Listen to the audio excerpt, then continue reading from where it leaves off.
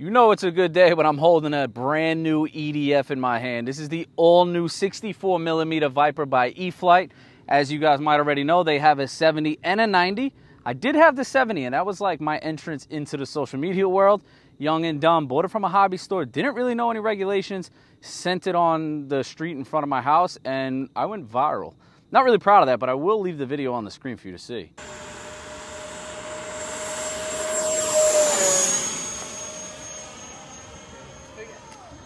Now the 90, I actually never had. My buddy Sean had it. He almost hit me with it, which I will also show you that.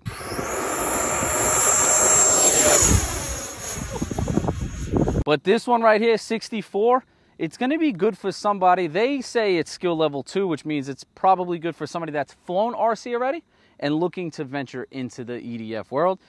But we'll see, man. We'll see if a true beginner can fly this. Now, if you are a beginner and you're thinking about getting this as your first jet, I will say the Habu 70mm STS does come ready to fly. I'll leave that video down below.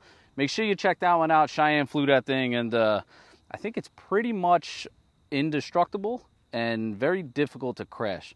But if you're more interested in the brand new Viper bind and fly, this also comes in an ARF. But let me just touch on the bind and fly, because that little receiver in there has a firmware update, right?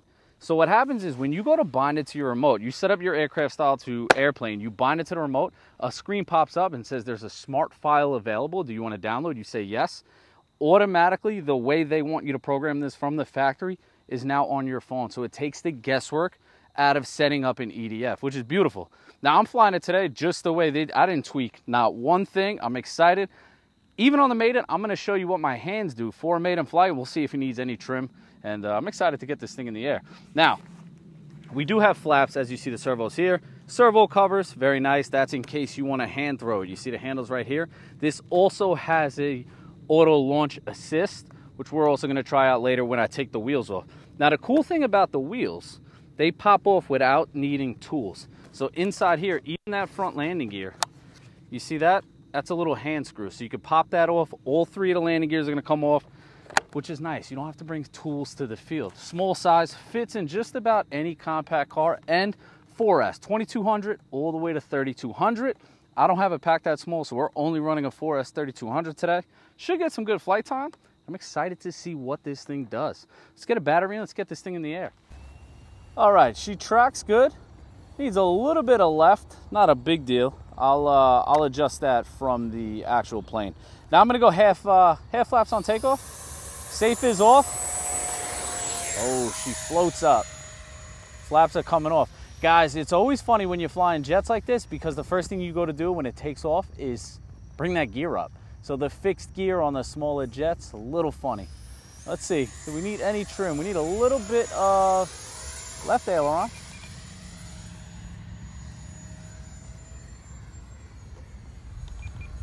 And some up. I guess I put that battery too far forward. All right. Now, I don't know if you noticed, I was flying around 50%. Let's go full speed pass. It's got good power with that landing gear on. I'm surprised. Landing gear definitely adds a lot of drag. You're gonna have a lot more sport jet-like feel with that landing gear off, which we are gonna take it off, guys, so still need a little more trim. Now remember, mine was a production model, right? So they flew mine already. They put it back not in the original box. So it got a little out of whack on shipping, I'm sure. Yours will be a little more dialed in than mine is. Sounds good? Oh yeah, look at that. Came out of that no problem. Now guys, big plus of having these bind and fly models, takes the guesswork out of setting it up. Remember I said that. So right now I'm flying, I lose orientation, hit that safe switch, auto levels. Look at that. I'm gonna leave safe on for a second. We're gonna come in, full flaps, right? Nice touch and go. Let's see how this thing slows down. I know the sun is there. It's hard for me to see. I'm sure it's hard for the camera woman to see too. Look at this. Oh, servo landing gear.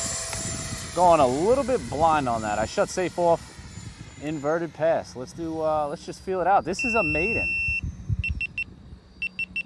I don't know why my phone, what is that? Oh, my camera died. Thought it was my remote. Let's keep it inverted. I went right side up because I heard beep and I thought it was my remote. Guys, I love sport jets. They're so forgiving. And the 64mm class is so floaty. Look at that.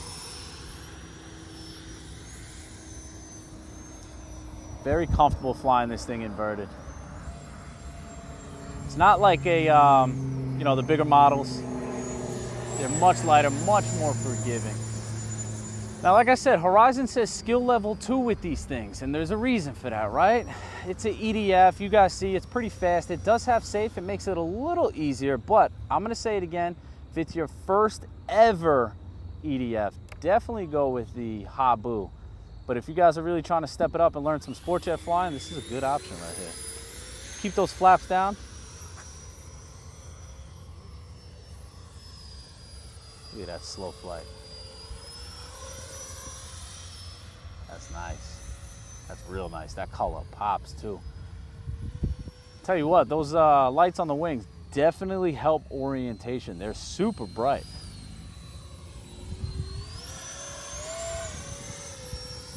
Now I want to hear from you guys. Red, yellow, or it goes yellow, blue, and then red, right? 64, 70, and 90. I want to hear which one you guys think is the best color scheme.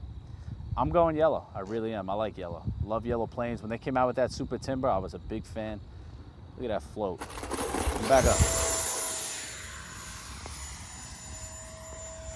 Now on a 3200 64mm fan, you should get a full 5-minute flight out of this thing.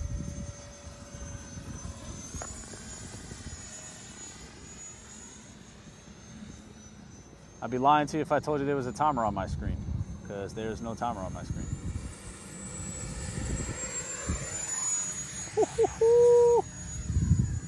Yeah, buddy, that's a maiden right there.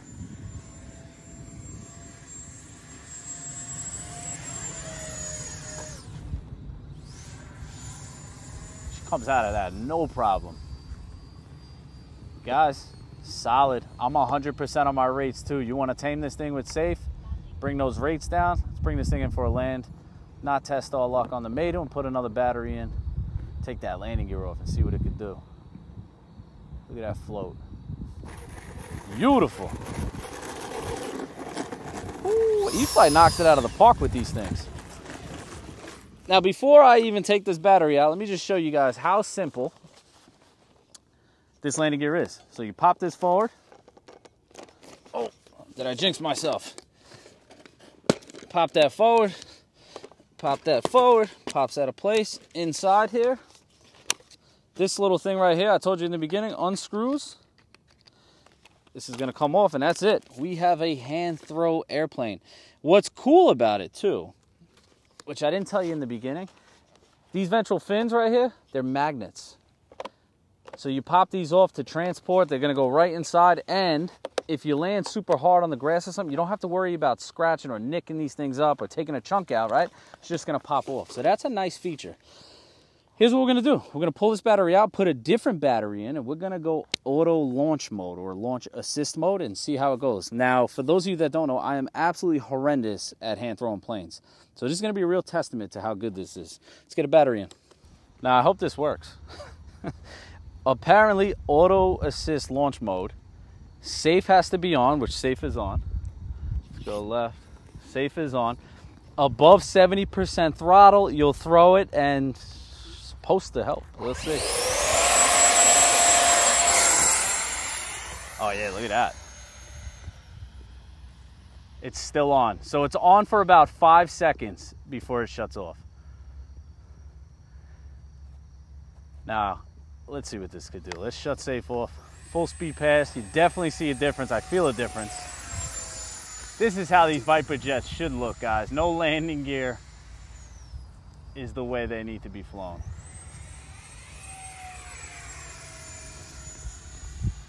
Look at that. Beautiful knife edge. She flies way more crisp without that landing gear. Look at that. Oh my God.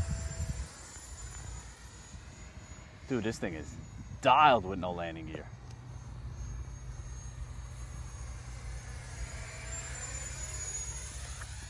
All right, here's what I want to do. I'm going to bring this thing in for a land. I want to see how fast this is. I always wondered how fast the 64 is. Flaps are down. I'm going to put them up right before I touch down so I don't mess up the control surface. And they're coming up. We'll touch them. interesting. Well, I showcased their magnets. So theory, it worked. So I got the GPS. These are actually available from Horizon. If you guys are interested, pretty cool to have it. You set it to peak. Now the key to getting a real read on speed is you don't want to climb. You don't want to pitch down. You don't want to turn. Literally slow on the turn, full speed pass. That's going to give you the most realistic reading. So let's get this thing back up. We're going to go back into launch assist mode, which means safe is on. 70% power. Effortless right there. All right, safe's off. Now here's what I'm gonna do. Nice and easy. I'm like 40% throttle right now, coming around. And power's coming on. Keep it level. Power's coming off.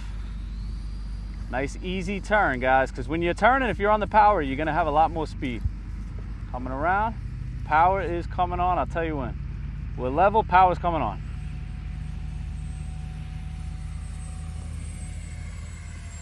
Oh, she is so crisp. Flaps are coming down.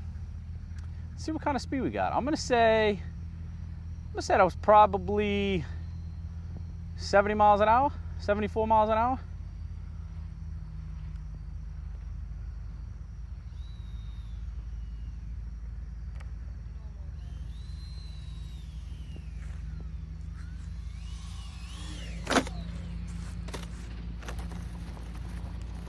Well, my fin stayed on. That's a plus. What do we got? 86 miles an hour. The read is in. That's fast for a little 64. Well, let's get it up. Back at the safe mode. I will not take a chance flying this or hand throwing this not in launch assist mode. Safe is off. Guys, I wish you could feel how crisp this thing is.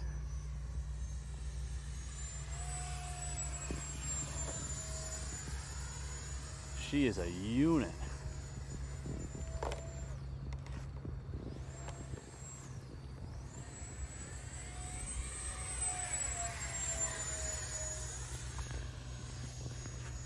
Yeah, they got her tied in nice.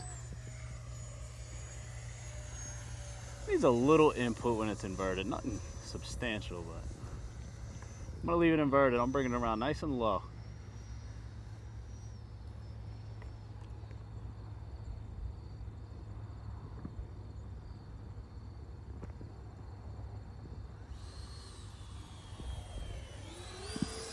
Honestly, if you move the CG a little further back, it'll probably fly a lot like more maneuverable, meaning like high alphas or inverted high alphas.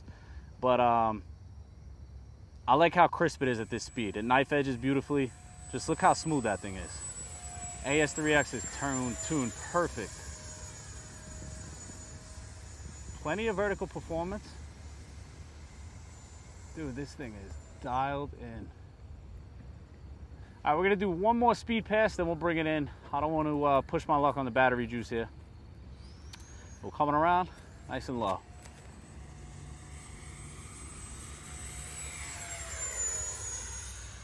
Yeah, buddy. 64 is doing real good.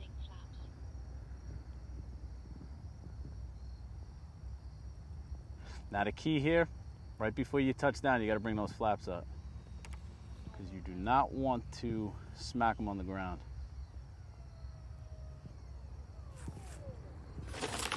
Oh, saved. Now this right here is a unit. Skill level 2, I think with the landing gear off, that's probably correct. Landing gear on, AS3X tuned perfectly with the new firmware update, safe on, rates turned down. I think skill level 1, you could probably fly this. I'm not, just saying that. It's durable. It's a smaller, lighter, EDF. You keep the power on. I don't think you're going to have an issue flying this at all. Am I telling you, a beginner who's never flown in EDF, to go out and buy this? No. If this is your first ever airplane, stick to the Habu 70mm. But if you've flown airplanes before and you're looking to get into the EDF world, dude, this thing is top tier. The guesswork is gone because of the new software. You don't have to worry about programming this thing. It's dialed. AS3X is super crisp. You guys seen that when I was knife edging. Took minimal effort to keep that thing straight. It just tracked so nicely.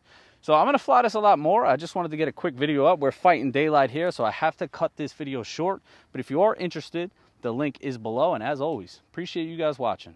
Till next time.